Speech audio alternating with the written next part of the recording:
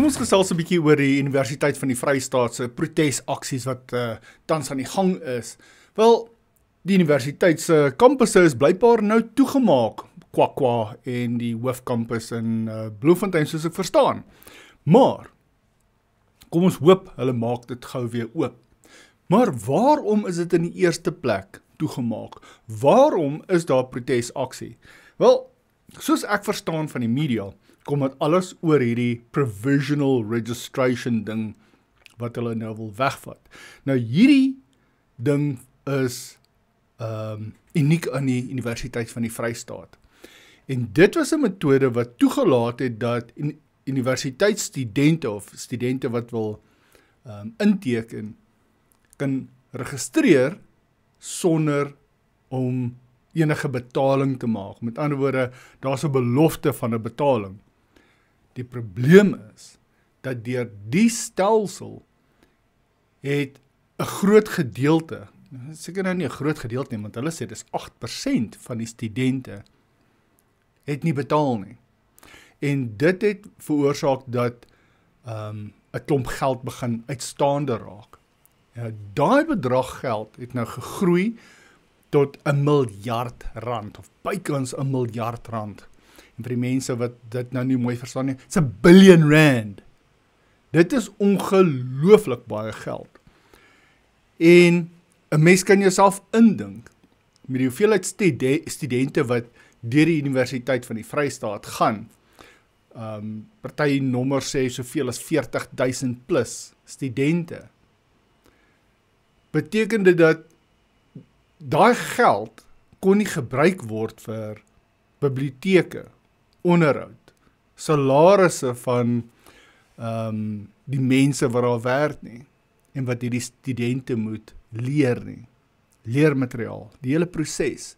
Want onthou, om iemand iets te leer, is nie 'n gratis proses nie, en dit maak nie saak hoe, wat se raamwerk die ANC of enige ander regeringsparty of persoon dit probeer verduidelik nie. Daar is nie 'n ding soos gratis onderrig wanneer dit kom by hierdie tersiêre vlakke nie.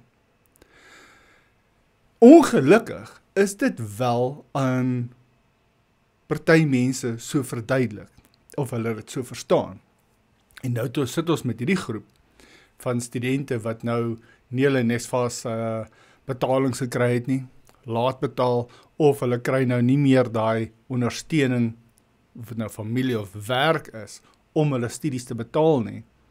En nou raak hulle, kom ons sê nou maar 'n gevaarlike groep. Hulle raak oproerig.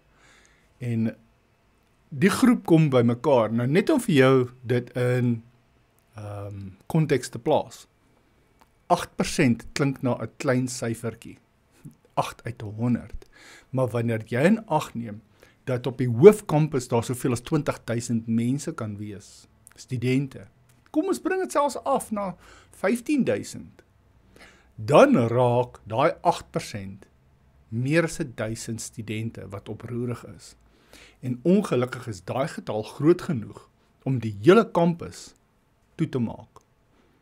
En dit is waar die probleem inkom. Nou, ons het gesien deur die media, baie van hulle sê dat van hierdie studente en studentegroepe reken dat dit apartheid se skuld was. Hulle blameer tot AfriForum vir inmenging ensovoorts.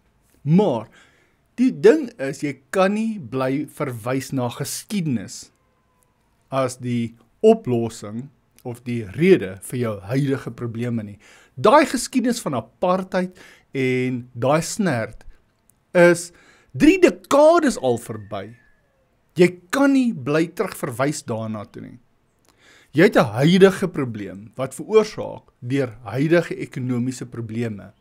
En 'n mens moet maar aanvaar, tersiêre onderrig is nie gratis nie. Dit kan nie gratis wees nie en dit sal nooit gratis wees nie. Want as jy dit gratis wil maak, beteken dit iemand moet daarvoor betaal. En wie gaan daarvoor betaal as jy dit gratis ontvang? Die belastingbetaler. Wel, mense gaan nou sê, ja, maar die regering betaal. Ja, maar onthou, waar kry die regering sy fondse? belastingbetalers. Met ander woorde, jy wil geld nou wegvat van iemand wat nou nie 'n voordeel daaruit gaan trek nie, want hulle gaan mense befonds wat dit nie kan bekostig nie. Ja, daar is mense wat miskien tersiêre onderrig moet kry omdat hulle of gratis verdien omdat hulle uitstekend akademies is, maar dit nie kan bekostig nie. Maar dit is waar goed soos beurse vandaan kom. En as jy weet jy gaan in 'n rigting gaan en jy jou ouers en so aan sien wat jy die potensiaal om great te wees daarin, dan gaan kry jy 'n lening daarvoor. Baie van ons kon net nie gaan studeer nie, ons kon dit nie bekostig nie. Ons kon nie daai beurse kry nie. Ons was miskien dalk lui op skool gewees. Myself nou nie heeltemal in daai klas insit nie, maar my punte was ongelukkig nou nie goed genoeg dat ek 'n beurs kon kry nie. Ek kon nie verder gaan studeer nie. Al wil ek graag ook graag verder wou gaan studeer. Nie vir my gebeur nie. Maar ek het nie rondgegaan en klippe gegooi en geboue aan die brand gesteek omdat ek voel dat ek tersiêre onderrig moet kry en ek verdien dit want dit is aan my beloof nie. En ongelukkig is daar hierdie kultuur daar geskep omdat beloftes gemaak is, heel moontlik nie eers aan hulle nie, aan hulle ouers, dat julle kinders gratis onderrig sou kry. Dit hierdie fees must fall tipe mentaliteit. En dit is waar ons nou sit as 'n ouer generasie, met hierdie klein groepies mense daar buite, wat hierdie kultuur het, hierdie mentaliteit van ons verdien dit, en julle sal vir ons sorg. So, ja, hoe maak 'n mens dit reg? Ongelukkig is dit 'n moeilike ding om aan te spreek, want daar is ondersteuningsprojekte daar buite, maar baie van hulle betaal nie noodwendig al daai fooie nie, of daar is 'n gedeelte wat nie betaal word nie, en party van hulle betaal laat, soos Nesvas. Dis 'n gemors, waar miskien dit nou nie die student se probleem kan maak nie, maar waar 'n student regtig dit nie kan bekostig nie, is dit ongelukkig so, jammer, jy kan nie tersiêre onderrig kry, as jy dit nie kan bekostig nie. Maar, sê julle vir my bietjie wat julle dink daarvan. As julle gehou het van hierdie video, en julle eie idees het, sit dit in die kommentaar afdeling, kom ons bespreek dit verder, en druk daai like knoppie, en stuur dit gerus aan jou vriende, en ek sien julle in 'n volgende video, dan bespreek ons verder, Suid-Afrika se saga.